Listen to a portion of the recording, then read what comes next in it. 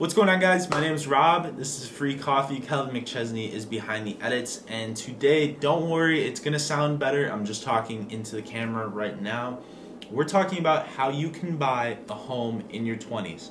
Made this episode, just wanted to come on here and do a little intro. Really hope you guys enjoy this. We were talking about credit score, we were talking about down payments, and how to put only 3.5% down on a home. We were talking about how to build credit. We were talking about how to find the right people, all that sort of stuff. Everything that I wish I knew before buying my first home, I'm going to tell you. And I'm going to tell you how you can do it as early as in your 20s. So don't miss it. But I do want to come on here and just say, if anyone can subscribe, like, share this podcast, it would mean the world. We're going to do a little giveaway with this one. To enter, share this on your story and tag me at rob.riley. Calvin, put it on the screen for anyone that's watching. Thanks, my man. Share this, tag me, and you will be entered to win $50. I'm going to cash app someone who shares this on their story. Just share it, tag me. Let's go. Enjoy this video. Get your home in your 20s. All right, tight. What's going on, guys? Cheers. Drinking a little bit of coffee vodka because it's 6 o'clock at night, and that's just what's going down. It's got a little bit of creamer in it. It's pretty good, but hopefully the sounds and looks all right because we're in my home, my Alexi's home. Wanted to make a little bit of a video on how you can buy a home in your 20s. Give you guys some tips, some things that I wish I knew as I went through the home buying process, because it's a terrible process. I don't care how good your realtor is or anything. Home buying is not a fun process. It's pretty brutal, but it's possible, and that's what's super exciting, and that's what I want to talk about today, even in your 20s, and we'll get into that. But yeah, I needed something coffee to go with the free coffee theme. So coffee vodka and creamer is actually pretty tasty. It's kind of that perfect blend of like loosening up, but also keeping me awake for a podcast, you know, at 6 o'clock after a 12-hour day. But anyway, let's hop right into it. Like I said, hopefully everything sounds and looks all right. But if you're like me, you may have decided that you don't want to continue to pay rent. Maybe you realize you know where you want to live. You're in your 20s, whether that's early or late, and you are, deciding that you want to find a more permanent residence, or maybe you want to stop, you want to do home improvements and make a flip or whatnot in your 20s. If you're interested in real estate investing, I recommend that you go listen to my interview I did with Dante Belmonte, and then go check out Dante's podcast because he's top notch. He has a whole podcast about it. I go to his meetings every month to talk about real estate investing. But you don't necessarily need to buy multifamilies and, make flips and do stuff super fast to make money in real estate. Just owning and holding a home, living in it, doing repairs can be something that's a really good investment. Now, is it necessarily going to be the best investment? Is it necessarily going to be, the highest percentage return? Maybe not. It could be, but maybe not. But, the point is you have somewhere to live, maybe.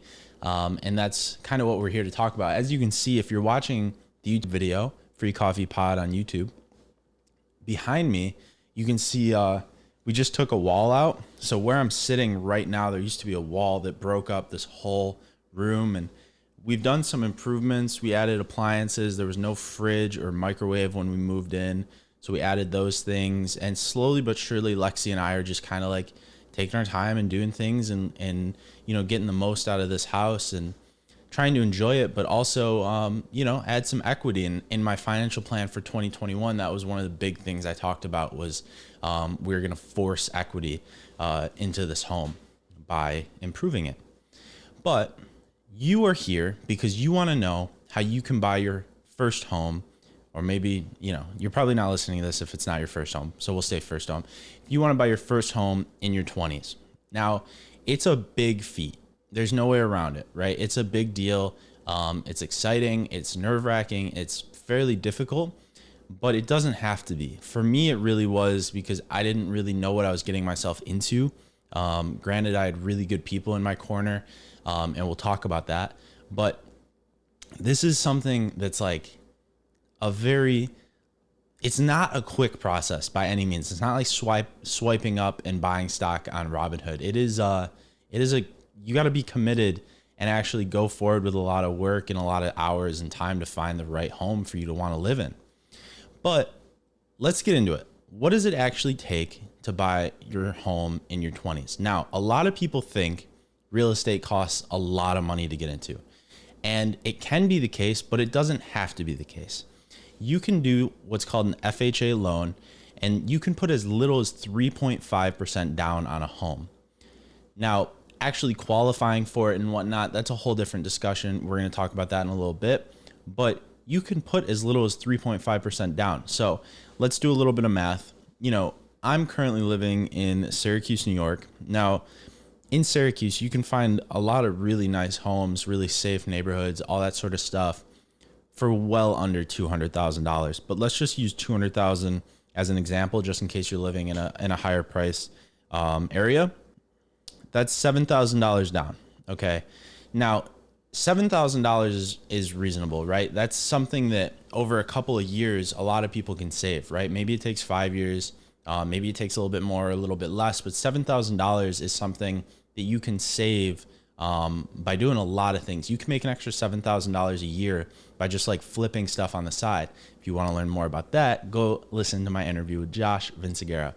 Wow, we are really racking up the interviews, the topics, and everything. I feel like everything I talk about now, I can say like, yo, go listen to this person. That's fun. It's cool. Yeah, $7,000. Now that's not everything, right? And you have to understand that there's a lot of closing costs. So for me, closing costs was pretty expensive, right? So we went through the process. Closing costs is going to be different for everybody and dependent on whoever you're getting your mortgage from. So the best thing to do in any circumstance is to find a local bank and go get pre-approved for a mortgage, right? Now, obviously the bank still needs to approve the home for purchase. There's a lot of steps in the process after a pre-approval, but having a pre-approval is really important. How can you get that pre-approval? Go to a local bank, like I said, and talk to them. Now, you need a good credit score, and this is the next step. Build your credit. Without a good credit score, the banks are not going to talk to you, or you're going to get a ridiculously high interest rate, or you're not going to get a high enough amount that you can buy a reasonable home with, right? It's just not going to work out. Plus, having a really good interest rate saves you a ton of money because you're going to having a better credit score is going to save you a lot of money because you'll get a better interest rate on your money. So I was lucky enough to get a 3.25% mortgage, which is incredible. I'm 22. So I had built my score up, and I believe when I applied, I was in the low to mid 700s. And that was enough, for that. Something else that I didn't know that you do need, or that banks care about, or at least my mortgage broker did, was they wanted my debt to income ratio to be at 50%. So they didn't want you with your mortgage spending more than 50% of your total take-home income on your debt. So that would be, your car, that would be any credit cards or loans that you have every month, your current mortgage, right? In this case, that's not relevant. But for me, like, they were looking at my car payment, and they were looking at, that plus a mortgage. So they were saying, all right, based on your car payment and your income, that leaves you with X percent of your income that can go towards a down payment or a mortgage. So from that point of view, it was really important for me to either increase my income or reduce my debt that I had that took away from my income every month to allow me to get pre-approved for a higher up mortgage. 50% is that lucky number. So if you look at your income right now and you are like, wow, I'm spending 40% of all of my take home income on debt every month, guess what? They're only going to pre-approve you for a mortgage that's up to 10% of your income. Meaning you either need to work on your income or you need to work on your debt. Get that down, get that paid off. And that way you'll have more free cash flow every month that the bank can see and then loan you against, right? Like make you a mortgage that allows you to have higher monthly payments. With the low down payment, right? If you do that FHA, you're still going to need the income to support the mortgage. So what have we learned so far? You don't necessarily need a huge down payment, but you do need a good credit score and you do need a good debt to income ratio to get any sort of a mortgage. The fourth thing is you really want to have good, not even good, great people in your corner. And this is so important. This is your realtor. This is your attorney. This is your bank that you're going to. Good people make a world of difference. Now, I know I'm saying that only having bought one home, right? But I was really lucky. I got recommended to a great attorney. I had a great real estate agent. I saw so many homes. Lexi and I, we went to so many homes. We sent him so many different listings. You know, we had to get pre-approved multiple times because every month it expired, and every month that went by, we had to go get pre-approved again. Our banker and our loan officer were super courteous, super helpful, letting us understand everything and talking us through the process. That makes a huge difference on your first go, because guess what? You want to find a good deal, especially on your first home. This is an opportunity to build equity, right? We were just talking about it. This home was an opportunity to build equity. It was a home that we could live in, but also, you know, there was room for improvement. We weren't going to be underwater even if the market went down a little bit. And I think that's really important. You want to go see a bunch of homes. You want to, you know, get your feet wet. And guess what? You might not even get anyone that you put an offer on. We put an offer on a home $10,000 higher than its asking price, got beat out by a cash offer with no inspection. Sometimes there's nothing you can do. It's the name of the game. And I wish I knew that going into it, because I started looking at homes thinking, wow, this is going to be a fast, easy process. Like, I love this home. Let's just like put an offer on it. It's not that easy, right? Sometimes you get beat. Sometimes it just doesn't work out. Sometimes, you know, the loan doesn't go through, or the other person can't sell because they're trying to buy another home. Things get weird and mixed up. So having good people in your corner to support you through the process is crucial. It's so important.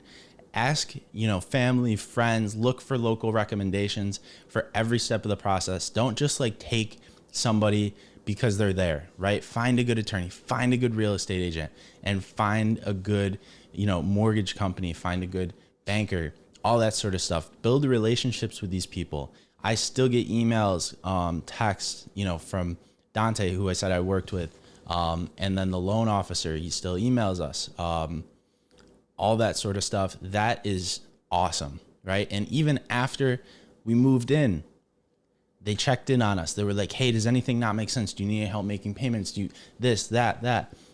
That is fantastic. And that made the process so much easier. So make sure you have good people in your corner. I know I said earlier in this that you want to build a good credit score, but how do you do that? And I might make this into a whole nother video because this is such a crazy topic. But the one thing I did to build my credit, or start to build my credit, years ago was I got a secured credit card. Now, a secured credit card, you go to a bank and you hand them, let's say in my case, I handed them $400. They say, okay, fill out your application, whatnot. They hand you a credit card, or maybe they don't hand it to you, but they mail it to you, but you get the point. That has a credit limit of $400. So, you know, you have no credit score. You're probably young. They will take your money and use that to insure a credit card, so that, you know, if you just default on your own credit card, they just keep your money. But essentially, you will now have this credit card that every month you'll use and pay off. Use and pay off. Just use it and pay it off. Don't buy anything ridiculous. Just buy gas or food or whatnot. And you'll build your credit slowly. Eventually, what happened with me was, once I got my credit score to a certain point, they were like, hey, you no longer need the secured card. Keep the card, but here's your $400 back. And I now have an actual legitimate credit card. From there, you know, I've been able to get, you know, higher end credit cards. I've been able to get higher limits. And now I'm to the point where I probably could have gotten the down payment for this home just with credit cards, because I started with a secured card and always pay them off, right? I always make the payments, and I always make sure to never, ever miss, right? Don't ever miss a payment. always make sure you're at least doing the minimum, but try to get as much paid off as possible. Like I said, that debt to income ratio is extremely important. So I hope you guys found this helpful. It is very much possible. If you're in your teens, definitely get yourself a secured credit card. Be responsible, but start building that credit. Start working on saving some money. Start working on making relationships with people in your area that are into real estate. All that sort of stuff will help you. Early 20s, late 20s, anything, it's possible, right? I'm only speaking for my market specifically, but here I did it. It's possible for you. I'm sure it is in your area as well. Get good people in your corner. Come correct with the right credit score, with some money in your pocket, and you'll be able to make it happen and become a homeowner and build some equity. So my name's Rob Riley. This is Free Coffee. Calvin McChesney is behind the edits. I just pointed behind me like homie was back there. But until next time, guys, if you enjoyed this, please leave a rating or a thumbs up and subscribe to the podcast, man. We're cranking out content and we're just trying to teach, financial independence, personal finance, business, all that sort of stuff. And if you found this interesting or helpful, if you could share it on your story, that would be amazing. Thank you guys so much. Tag me if you do post it on your story too. I appreciate you guys very much. Free Coffee. My name's Rob Riley. Until next time, cheers, guys.